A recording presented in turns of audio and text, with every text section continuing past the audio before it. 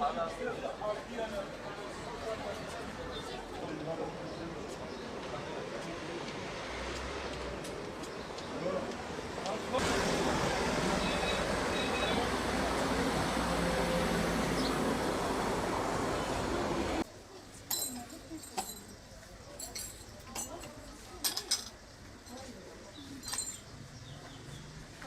seçenekler bunların yok değil mi?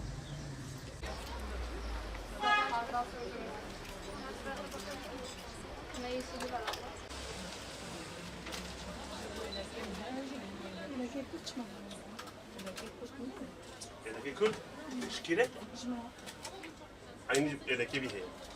Bütün dünyayı saran Covid-19 salgını nedeniyle Türkiye'de de 17 Mart'tan beri baş gösteren salgın nedeniyle esnaflar olarak Ramazan'da istediğimizi bulamadık. Şu anda da Kurban Bayramı hazırlığı yapıyoruz. İnşallah 1 Temmuz'da Cumhurbaşkanı'nın söylediği gibi 1 Temmuz'dan sonra düğünler açılırsa esnaflarda da belli bir rahatlama, piyasada bir rahatlama olacak inşallah. Şu anki bu 4 aylık süreçte bütün esnaflar ortalama 2-3 sene geriye gitti. Yani bütün gücü olan kendi gücünü kullandı, öz kaynağını kullandı. Olmayan da dışarıdan borçlanarak bu eski borçlarını ödemeye kalktı.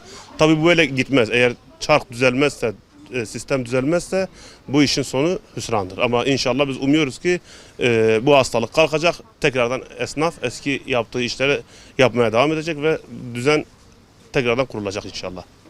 Umudumuz Kurban Bayramı'dır Allah'ın izniyle. Onun için hazırlığımızı yapıyoruz. Tabii takdir Allah'tandır yine.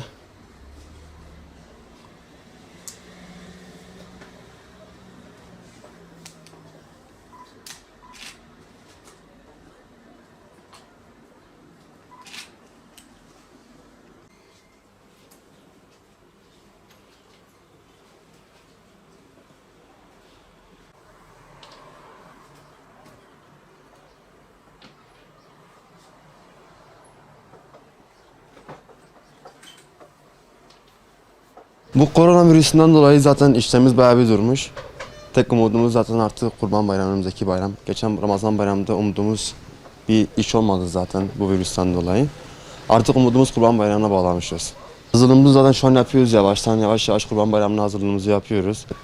Zaten şu ana kadar bütün ödemelerimiz zaten üst üste birikmiş. İnşallah Kurban Bayramı'nda güzel bir iş olursa ödemelerimizi hepsini çıkaracağız, kiralarımızı çıkaracağız. 3-4 ayda zaten kiralarımızı hepsini cebimizden veriyoruz.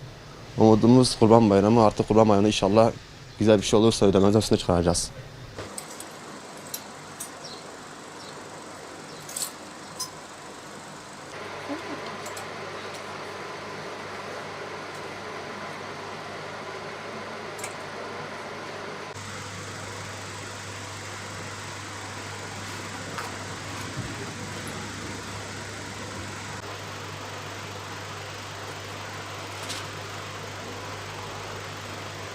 Ramazan ayında umduğumuzu bulamadık.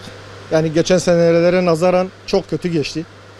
Yani işsizlikten mi dersin, virüsten mi dersin, millet dışarı çıkmazdı, iş yapamazdık. Yani açtığımız gibi kapattığımız günler olurdu genelde. Çok kötü geçti. Yani şu anda etkisi halen devam ediyor. Yine hani iş beklentilerinin dışında yani kötü geçiyor. Hani umduğumuzu hiçbir zaman bulamadık. Bu yani 6 ay boyunca 2020'nin başından beri hep kötü geçti. Kurban Bayramı için hazırlığımız yani pek fazla geçen senelere göre yok. Çünkü hani elimizde getireceğimiz ürün acaba satabilecek miyiz, satamayacak mıyız, elimizde kalacak mı onun telaşındayız. İnşallah bu hastalık da gider ve işler de yoluna girer. Yani bütün esnafların en azından hani çekleri olsun, ödemeleri olsun, bunların hepsinin hani telafisi olur inşallah bu Kurban Bayramı.